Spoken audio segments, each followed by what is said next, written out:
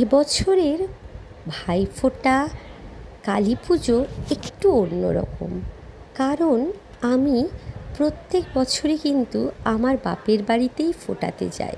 সেখানে আমার মামাতো বোন, মাসতুতো বোন, আমরা দুই বোন, দাদা, আমার মামা মাসিরা সকলে একসঙ্গে ফোঁটা হয়। এটা যে কী আনন্দের সে কি বলবো, সকলে একসঙ্গে, এবং আমাদের বররাও সেটাতে খুব ভালো করে পার্টিসিপেট করে। আমার জামাইবাবু, আমার বর, ওরা রান্না বান্নার দায়িত্বে পুরো থাকে। তো এবছর আমার কারণেই কিন্তু সবাই একত্রিত হতে পারিনি।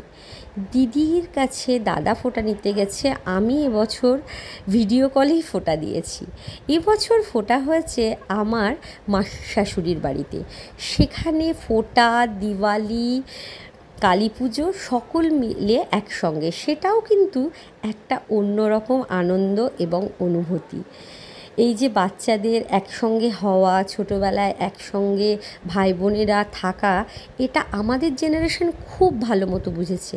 এখনকার বাচ্চাদের যেহেতু সবাই একটা করে, এটা কিন্তু বোঝে না।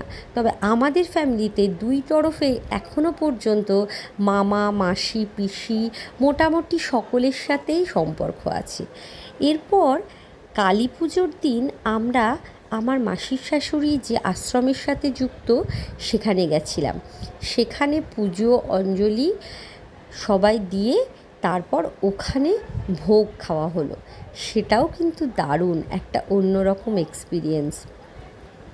ভোগের খিচুড়ি সঙ্গে লাবড়া, পায়েস, চাটনি অপূর্ব লাগে কিন্তু খেতে। আর সাথে ছিল কেওড়াতলা শ্মশানে রাত্রির 2:30টার সময় মায়ের দর্শন। এটাও একদম অস্বাভাবিক, মানে দারুণ লাগলো। তার সাথে ছিল কালীঘাট দর্শন। সত্যি ভাবতেও পারিনি কোনো দিন এভাবে কালী পুজোর সময় এই দুটো জায়গায় যাব। তো সেটাও যাওয়া হয়েছিল। আর আমার শাশুড়ি মাদের প্রতিপদে ফোঁটা হয়, ভাতৃদ্বিতীয়ায় নয়। তবে আমাদের ফোঁটা দ্বিতীয়াতেই হবে, সেটাও আপনাদের সাথে শেয়ার করব। এই আমার শাশুড়ি মা তার ছোট ভাইকে ফোঁটা দিচ্ছে। এরপর আমাদের সকল যে বাচ্চাগুলো আছে, তাদের ঠাকুমারা, তাদের দিদারা তাদেরকে ফোঁটা দেবে।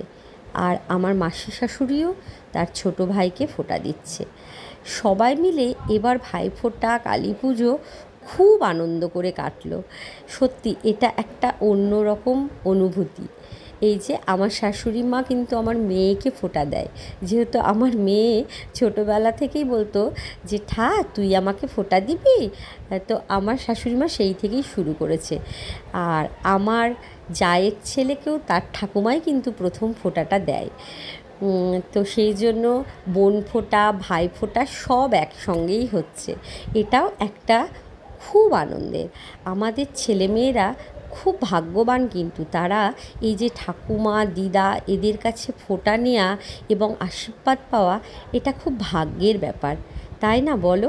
এই যে আমার মামির শাশুড়ি তার ঠাকুমা হচ্ছে, মাসি শাশুড়ি তার ঠাকুমা হচ্ছে, সকলে মিলে ফোঁটা দিচ্ছে। আর সঙ্গে দিদাও কিন্তু বাদ যায়নি। আমার জায়ের যে মা, তিনিও সকল বাচ্চাদেরকে ফোঁটা দেন।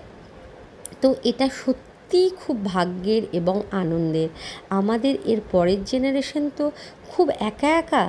তো এগুলো কিন্তু ভীষণভাবে আনন্দ দেয়। বিশেষ বিশেষ দিনগুলোতে নিজের লোকের সঙ্গে কাটানো, এগুলো ভীষণ রকম আনন্দের। আমরা কিন্তু খুব এগুলোকে এনজয় করি।